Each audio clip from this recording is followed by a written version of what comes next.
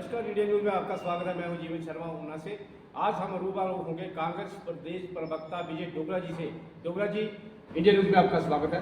सबसे पहले तो आपके चैनल को बहुत बहुत बधाई और ये कामना करता हूं कि आपका चैनल दिन भी चौगनी तरक्की करे। धन्यवाद सर। सर, जैसे आपको पता है कि हमीरपुर संसदीय क्षेत्र, खासकर हमीरपुर से हम पहले हमीरपुर का संसदीय क्षेत्र लेते हैं, वहाँ से कांग्रेस ने अपना प्रत्याशी पूर्व विधायक और प्रदेश महासचिव सतपाल राजादी को उतार दिया है। कल उन्होंने अपना चुनावी आगाज शुरू कर दिया है माता के चरणों में नतमस्तक होकर। तो उसको लेकर क्या मिशन लेकर आप जनता के बीच जाएंगे सर? सबसे पहले तो मैं बधाई देता हूं सतपाल राजादा जी को, जिनको अखिल भारतीय कांग्रेस कमेटी ने मोहर लगाई उनके नाम को। और सतपाल राजादा आज की डेट में हिमाचल प्रदेश कांग्रेस कमेटी के उपाध्यक्ष हैं और पूर्व में यहाँ ऊना सदर हल्के के विधायक रहे। और वो विधायक उन परिस्थितियों में बने जब यहाँ प्रदेश में भारतीय जनता पार्टी के 3 बार के प्रदेशाध्यक्ष और 3 बार के विधायक श्री सतपाल सत्ती जी को उन्होंने हराया और हराकर वो विधानसभा पहुंचे। और आज की परिस्थितियों में जिस तरह का माहौल यहाँ प्रदेश के अंदर बना हुआ था, सतपाल राजादा एक कर्मठ युवा नेता है और मुझे अच्छा लगा। मैं भी राजनीति में, मुझे भी कई वर्ष हो गए, लेकिन मुझे कल उन्होंने जो फैसला किया कि हम अपना चुनावी अभियान शुरू करने से पहले हम मां बगलामुखी जी के चरणों में नतमस्तक होकर पहले वहां आशीर्वाद लें और उसके बाद हम अपनी यात्रा, चुनावी यात्रा शुरू करें। और क्योंकि जिला ऊना माता चिंतपूर्णी का आशीर्वाद हम सब पे रहता है और हमारा माता चिंतपूर्णी के दरबार से होते हुए मां बगलामुखी जाना, और कल ऊना विधानसभा क्षेत्र की जो जनता स्वयं अपने आप उठ के जिस तरह से उनके साथ चली और समूचे जिला से, जिलाध्यक्ष आदरणीय श्री रणजीत राणा जी हमारे साथ थे और समूचे जिला से प्रतिनिधित्व लोगों ने किया। और जैसे जैसे काफिला आगे बढ़ता गया, चिंतपूर्णी के विधायक श्री सुदर्शन बबलू शामिल हुए, हमारे यूथ कांग्रेस, एनएसयूआई, महिला कांग्रेस, कांग्रेस सेवा दल और एससी डिपार्टमेंट, हमारा इंटक डिपार्टमेंट, हमारे ओबीसी डिपार्टमेंट, ये सभी लोग कल सामूहिक रूप से ये कामना करने गए थे कि कांग्रेस पार्टी ने जिस विश्वास के साथ श्री सतपाल राजादा जी को अपना प्रत्याशी यहां से कांग्रेस ने बनाया है, उसकी कामना माता के चरणों में सभी ने की। और ये कामना की कि जो लोग पिछले 16 वर्षों से सिर्फ झूठ और फ्रेम की, भ्रम फैलाने की राजनीति करते रहे, उनको हराकर हमारा सांसद ऊना से जो प्रत्याशी है वो हमीरपुर लोकसभा संसदीय क्षेत्र का वो प्रतिनिधित्व करे और इंडिया महागठबंधन की सरकार बने, इसकी कामना कल सभी जिला वासियों ने, देहरा वासियों ने, प्रागपुर वासियों ने वहां ये की है। और मैं बधाई देता हूं सभी लोगों को जो अपने संसाधनों के साथ इतनी संख्या में लोग, और जिस तरह से वो काफिला गया है, कल वो लाइन जब यहां से ऊना से चली है तो उस लाइन का कोई अंत नहीं था। जिस तरह से लोग अपनी गाड़ियों में सवार होकर माता बगलामुखी के दरबार में जाके वहां शीश नवाया है। तो सर, चुनौती ये भी रहेगी कि लगभग 3 दशकों से ऊपर ये बीजेपी का गढ़ रहा है हमीरपुर संसदीय क्षेत्र, तो उसमें कैसी चुनौती रहेगी सर? चुनौतियां तो राजनीति में होती हैं और इस बार एक अलग तरह की चुनौती है, वो अनुराग जी को भी है। और मैं ये दावे के साथ कह सकता हूं कि इस बार ये जो 4 टर्म की बात करते हैं, टेन्योर की बात करते हैं, इस बार यहां से कांग्रेस का प्रत्याशी जीतेगा। और चुनौती क्या है? सबसे बड़ी चुनौती यह है कि 10 साल से पीजीआई सैटेलाइट सेंटर के नाम से ये वोटें मांगते रहे, उसकी अभी बाउंड्री वाला भी जाके पूर्ण हुआ, अभी उसमें कोई काम शुरू नहीं हुआ। और दूसरी बात कि यहां जिला ऊना के अंदर कौन सा इतना बड़ा कोई और अदारा खड़ा कर दिया जिसका नाम यहां अनुराग जी के साथ जुड़ता हो। हमीरपुर के अंदर भी चले जाए, बिलासपुर के अंदर भी चले जाए, बिलासपुर में स्पोर्ट्स अथॉरिटी ऑफ इंडिया के ऑफिस थे और बिलासपुर में जब वो ऑफिस थे उन ऑफिसेज को केंद्रीय मंत्री रहते, खेल केंद्रीय मंत्री रहते, उन्होंने उन सारे ऑफिसेज को उठाया और हमीरपुर शिफ्ट कर दिया। और इसी तरह से बहुत से ऐसे काम हैं, और केंद्रीय मंत्री रहते हुए वो हिमाचल के हितों की रक्षा भी नहीं कर पाए। हमारे एक बिजनेस स्टैंडर्ड्स का ऑफिस था परमाणु, हमारे यहाँ ये जो भार तोलने वाले जो किलो के बट्टे होते हैं, इनकी एक संस्था थी जिसका ऑफिस सोलन के अंदर था। वो सारे ऑफिस उठा के ये चंडीगढ़ चले गए। अब हमारे लोग चंडीगढ़ जाएंगे वहां कोई बात करने के लिए। तो जो मूलभूत सुविधाएं हमारे लोगों को हिमाचल प्रदेश के अंदर मिलती थी, उन मूलभूत सुविधाओं का टोटा पिछले 10 वर्ष में जिस तरह से इन्होंने करने की कोशिश की है, जनता इस पर अवश्य जवाब देगी। सर, विपक्ष का आरोप है कि कांग्रेस को देरी इसलिए हुई क्योंकि इनके पास कैंडिडेट ही नहीं थे। क्या कहेंगे आप? देखिए, ये हमारी रणनीति का हिस्सा था। कैंडिडेट तो हमारे पास एक से एक धुरंधर कैंडिडेट थे, लेकिन उनमें धुरंधर कैंडिडेटों की जब बारी आई तो सतपाल रायजादा तो पिछले 6 महीने से कह रहे थे कि इनको चुनाव दिलाना, और वही हुआ। और दूसरी बात मैं ये करना चाहता हूं कि प्रदेश के अंदर एक इतनी बड़ी शख्सियत आज आनंद शर्मा जी के रूप में कांगड़ा संसदीय क्षेत्र को, क्या कांगड़ा में और कोई प्रत्याशी कांग्रेस को नहीं मिला? ये विपक्ष का आरोप है। हाल ही में प्रदेश अध्यक्ष बिंदल जी ने आरोप लगाया है, सतपाल सत्ती जी ने आरोप लगाया है कि बाहर से उठाकर इन्होंने आनंद शर्मा जी को कांगड़ा में धकेला है। क्या कहेंगे आप? ये सभी को बाहर का कहते हैं। डॉक्टर बिंदल ये भूल गए कि सोलन के रहने वाले व्यक्ति वो जाके सिरमौर नाहन में जाके चुनाव लड़ सकते हैं, वो बाहर ही नहीं थे। और आनंद शर्मा तो मूल रूप से हिमाचल के वासी हैं, और आनंद शर्मा जी हिमाचल प्रदेश की राजनीति में बहुत बड़ा नाम रखते हैं। और हिमाचल प्रदेश की राजनीति में नहीं, अंतर्राष्ट्रीय राजनीति में अगर किसी का सबसे बड़ा नाम है तो आनंद शर्मा एक ऐसे परिपक्व व्यक्ति है, एक ऐसे विधा के मालिक हैं जिन्होंने इंडस्ट्री एंड कॉमर्स मिनिस्टर रहते हुए 10 सालों में इस प्रदेश के सर्वांगीण विकास में जो भूमिका निभाई है, उस भूमिका के लिए मैं उनको साधुवाद देता हूं। और उन्होंने अपार्ट फ्रॉम राजनीति, उन्होंने राजनीति से ऊपर उठते हुए 2012 में तो यहां सरकार भारतीय जनता पार्टी की थी 2012 तक, उसके बावजूद भी उन्होंने केंद्रीय मंत्री रहते हुए कांगड़ा, चंबा पासपोर्ट बनाने के लिए हम लोगों को चंडीगढ़ जाना पड़ता था। पासपोर्ट का ऑफिस वो शिमला में लाया और पूर्ण रूप से शिमला में वो पासपोर्ट का काम, वहां लोगों के पासपोर्ट बनने शुरू हुए।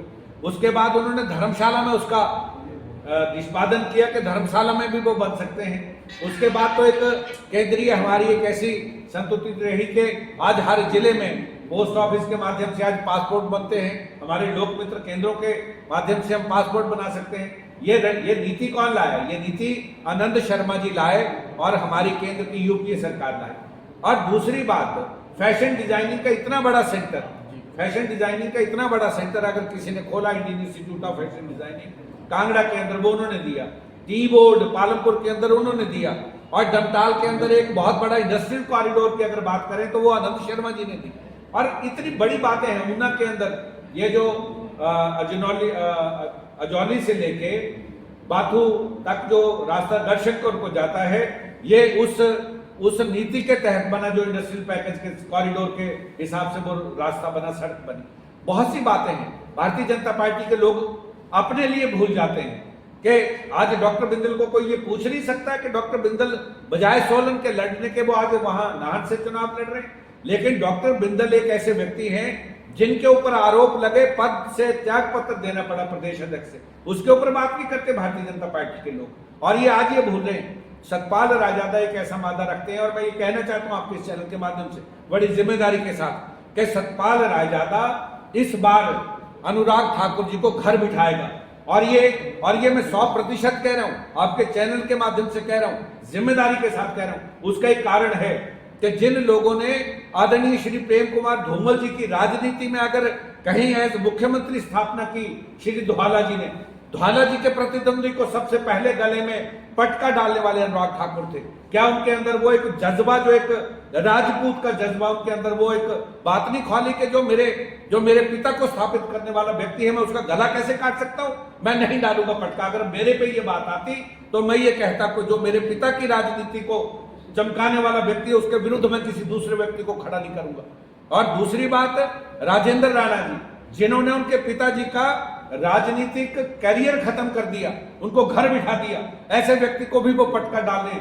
अगर मैं कहीं मेरे पिता के साथ कोई ऐसा करता तो मैं ये कहता कि मैं राजनीति से संन्यास लेना तो समझ सकता हूं, लेकिन मैं जिस व्यक्ति ने मेरे पिता की राजनीति खत्म की, मैं उस व्यक्ति के गले में पटका नहीं डाल सकता हूं। हमारे कुटलहड़ के पूर्व मंत्री वीरेंद्र कंवर जी के साथ क्या किया? वीरेंद्र कंवर जी ने कहा था 2017 में कि मैं अपनी सीट खाली करता हूं, आप प्रेम कुमार धूमल जी को मुख्यमंत्री बनाओ और मैं यहां से अपनी सीट खाली करूंगा, वो यहां से चुनाव लड़े। इस तरह के व्यक्तित्व, और वो अपने आप को बहुत बड़ा लीडर मानते हैं। कितने लोग उनके खिला दिया आज दिन तक, आईपीएल हो, चाहे रणजी हो, चाहे नेशनल क्रिकेट हो।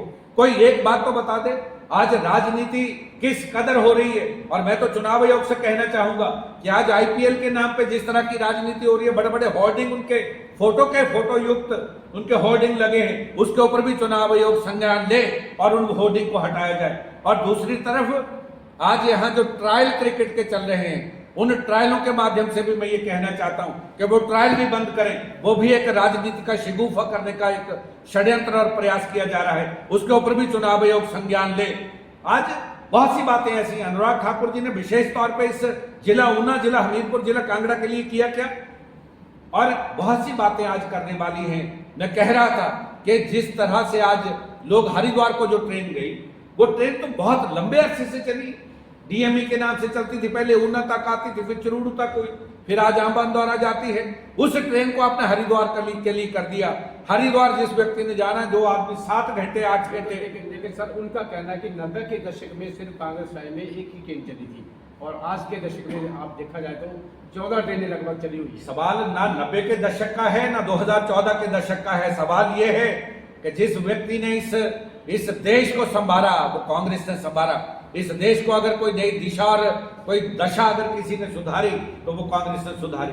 और ये ट्रेनों की बात करते हैं, डॉक्टर मनमोहन सिंह के टाइम जो ट्रेन की पटड़ी है वो दौलतपुर क्रॉस कर गई थी।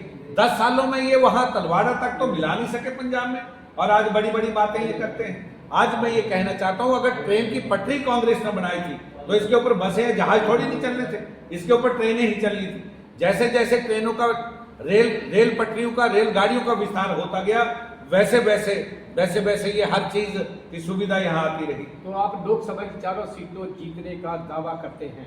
बिल्कुल, मैं ये दावे के साथ कह सकता हूं कि हिमाचल प्रदेश में कांग्रेस की मजबूत सरकार ने जिस तरह से पिछले 15 महीने के कार्यकाल में यहाँ लोकहित के कार्य किए हैं, जनहित के कार्य किए हैं, उनके बलबूते यहाँ प्रदेश में 4 की 4 सीटें कांग्रेस जीतेगी लोकसभा की, और 6 के 6 सीटें हम लोग विधानसभा की जीतेंगे। लेकिन सर वो विपक्ष को चुनौती दे रहा कि 4 जून को प्रदेश में और केंद्र में भाजपा सरकार का कमल खिलने वाला है, क्या कहेंगे आप? देखिए, मैं आपके इस चैनल के माध्यम से बड़ी जिम्मेदार, कोई नई दिशा और कोई दशा अगर किसी ने सुधारी, तो वो कांग्रेस ने सुधारी।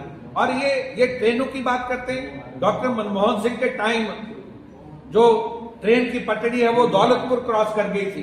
10 सालों में ये वहां तलवाड़ा तक तो मिला नहीं सके पंजाब में, और आज बड़ी बड़ी बातें ये करते हैं। आज मैं ये कहना चाहता हूं, अगर ट्रेन की पटरी कांग्रेस ने बनाई थी तो इसके ऊपर बसें, जहाज थोड़ी नहीं चलने थे, इसके ऊपर ट्रेनें ही चलनी थी। जैसे जैसे ट्रेनों का, रेल पटरियों का, रेलगाड़ियों का विस्तार होता गया, वैसे वैसे ये हर चीज की सुविधा यहाँ आती रही। तो आप लोकसभा की 4 सीटों जीतने का दावा करते हैं?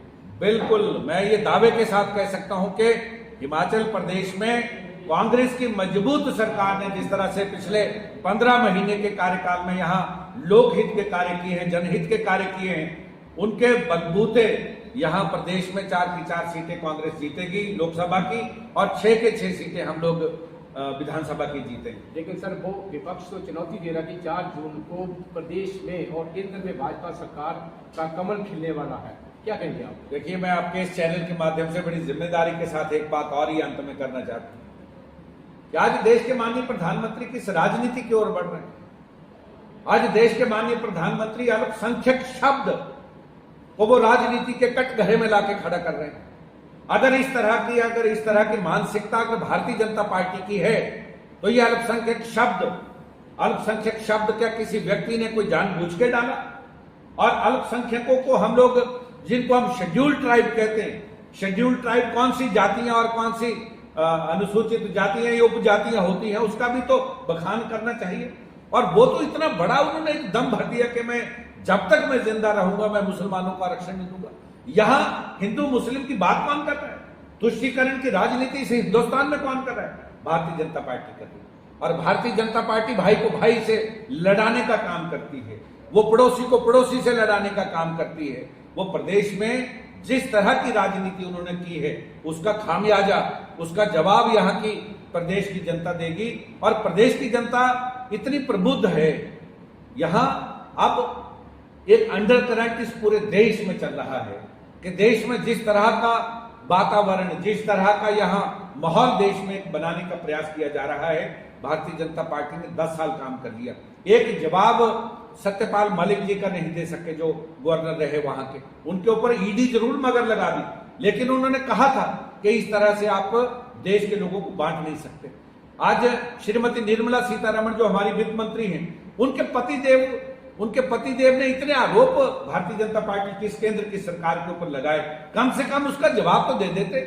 एक कोई पत्रकार वार्ता करके इन 10 सालों में कम से कम ये बता देते कि ये जो पत्रकारिता का चौथा स्तंभ है ये देश में लोगों की, आम आदमी की आवाज उठाने में सक्षम है, लेकिन वो भी गोदी मीडिया बन गया। आज जिस तरह से ये काम बढ़ रहा है, मैं ये समझ सकता हूं कि देश में ये बांटने की राजनीति बंद करो और इस देश को अगर कोई नई दिशा दे सकता है तो इंडिया महागठबंधन दे सकता है और प्रदेश के लोगों के सरकारों को बचाने में कांग्रेस की सरकार काम कर सकती है। धन्यवाद आपका। तो ये थे हमारे साथ प्रदेश कांग्रेस प्रवक्ता विजय डोगरा जी। इन्होंने जहाँ एक तरफ हिमाचल में 4 सीटें लोकसभा की और 6 सीटें उपचुनाव जो हो रही हैं विधानसभा की जीतने का दावा किया, तो वहीं कांग्रेस की पृष्ठभूमि को इंडिया न्यूज़ के चैनल के सामने पेश करके इन्होंने एक मिसाल पेश की है कि कांग्रेस ने देश के लिए क्या कुर्बानी दी है। जुड़े रहिए इंडिया न्यूज़, जीवन शर्मा।